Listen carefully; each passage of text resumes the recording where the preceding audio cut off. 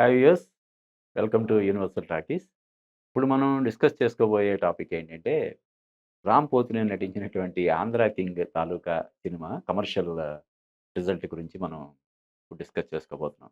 అంటే ఇటీవల కాలంలో 'రామ్ పోతినేని' నుంచి వస్తున్న సినిమాలన్నీ వరుసగా డిసప్పాయింట్ చేస్తుండడం మనం చూసాం. అంటే 'పూరి జగన్నాథ్' దర్శకత్వంలో వచ్చినటువంటి 'ఇస్మార్ట్ శంకర్' తర్వాత 'రామ్ పోతినేని' నటించిన సినిమాలు 'వారియర్' కావచ్చు, 'స్కంద' కావచ్చు ఇలాగా ఆహ్, వరుసగా 4, 5 సినిమాలు డిసప్పాయింట్‌మెంట్ తర్వాత వచ్చిన ఈ సినిమా నిజానికి చాలా పాజిటివ్ రివ్యూస్ రాబట్టుకుంది.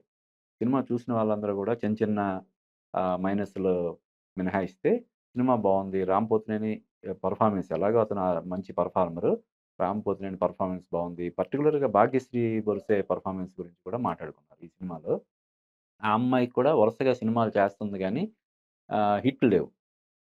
అటువంటిది 'రామ్ పోతినేని', 'భాగ్యశ్రీ బొరుసే' కాంబినేషన్‌లో వచ్చినటువంటి ఈ సినిమాకి చాలా చాలా అంటే పాజిటివ్ రివ్యూస్ వచ్చి అందరూ గూడా 3.25 అలాగా రేటింగ్ ఇచ్చారు.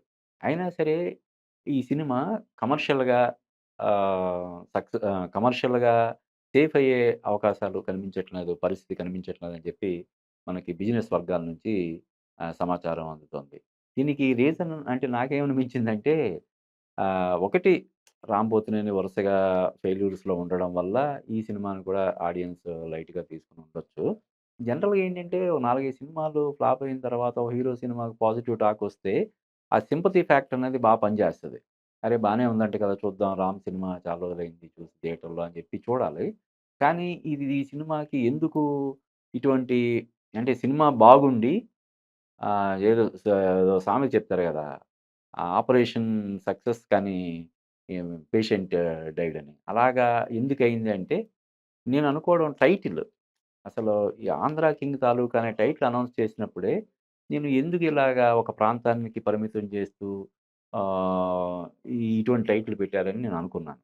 తర్వాత నేను కొన్ని డిబేట్స్‌లో కూడా నేను అదే అభిప్రాయాన్ని వ్యక్తం చేశాను. టైటిల్ ఏదైనా ఇంకొంచెం వేరే టైటిల్ పెట్టుండాల్సింది. ఇప్పుడు ఈ రిజల్ట్ ఇలా ఉండడం బట్టి నేను అప్పుడు వ్యక్తం చేసిన అభిప్రాయం ఏమైనా కొంచెం ఆహ్, క కరెక్ట్ అయిందా ఏంటని అంటే కరెక్ట్ అవ్వాలని నేను కోరుకోలేదు.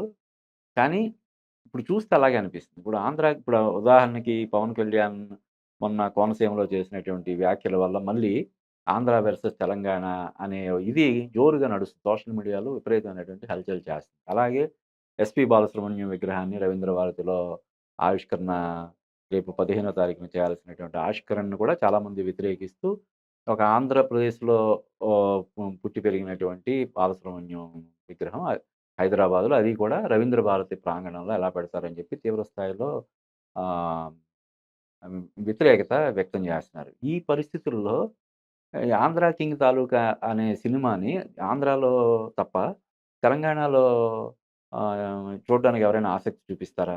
అంటే ఎక్స్‌ట్రార్డినరీగా ఉండుంటే రిజల్ట్ ఎలా ఉండేదేమో గానీ, ఇప్పుడు బాగుందన్నా గూడా తెలంగాణలో అంటే ఆ టైటిల్ కారణంగా ఆ సినిమా ఇక్కడ తెలంగాణలో పెద్దగా ఎవరు సీరియస్‌గా తీసుకోలేదేమో అని నాకనిపిస్తుంది.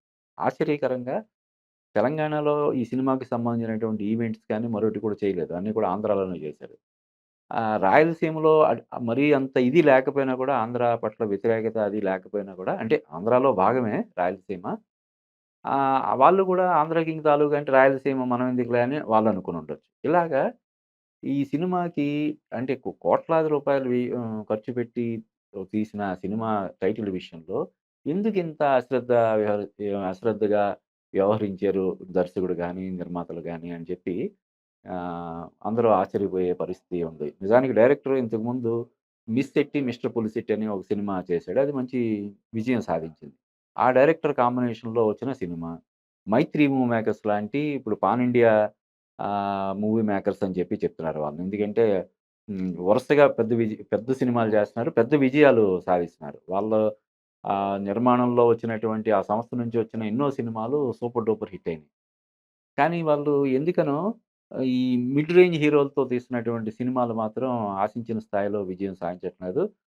బాగా డిసప్పాయింట్ చేస్తున్నాయి. దాన్ని సరే 'మైత్రి మూవీ మేకర్స్' వాళ్ళు కూడా ఎందుకిలా జరుగుతుంది? పెద్ద హీరోల సినిమాలు 'పుష్ప' గాని, 'జనతా గ్యారేజ్' గాని, 'శ్రీమంతుడు' గాని ఇలాగ పెద్ద పెద్ద సినిమాలు అన్నీ హిట్ అవుతున్నాయి.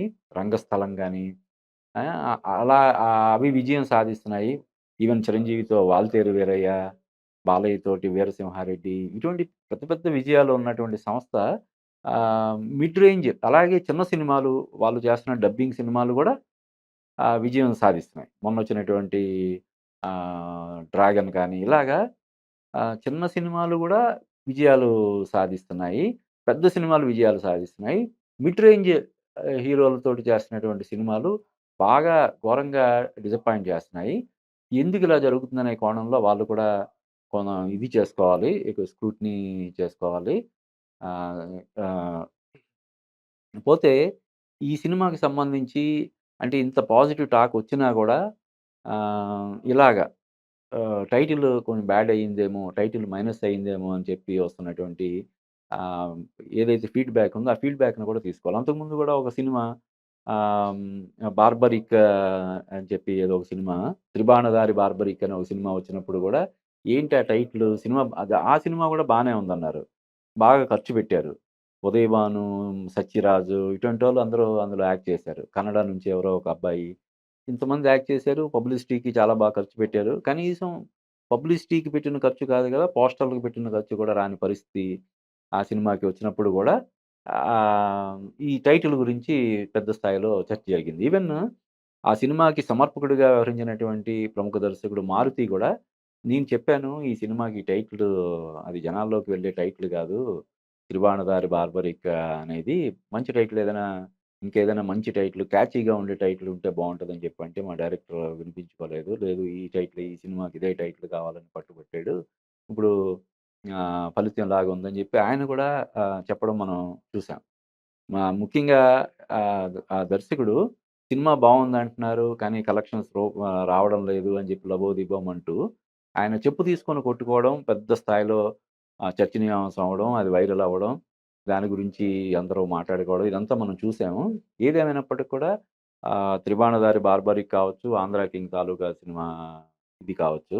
టైటిల్స్ విషయంలో చాలా జాగ్రత్త తీసుకోవాలి. ఒకటికి 10 సార్లు ఆలోచించాలి. ఫీడ్‌బ్యాక్ తీసుకొని, అప్పుడు టైటిల్ డిసైడ్ చేయాలని జెప్పి ఈ 2 సినిమాలు నిరూపిస్తున్నాయి కాబట్టి, కొత్తగా కొత్తగానే కాదు. కొత్తగా నిర్మాణం చేసే కొత్తగా సినిమా టైటిల్స్ విషయంలో దర్శక నిర్మాతలందరూ గూడా ప్రతి ఒక్కరు జాగ్రత్తలు తీసుకోవాల్సిన అవసరం ఉందని నేను అభిప్రాయపడుతున్నాను.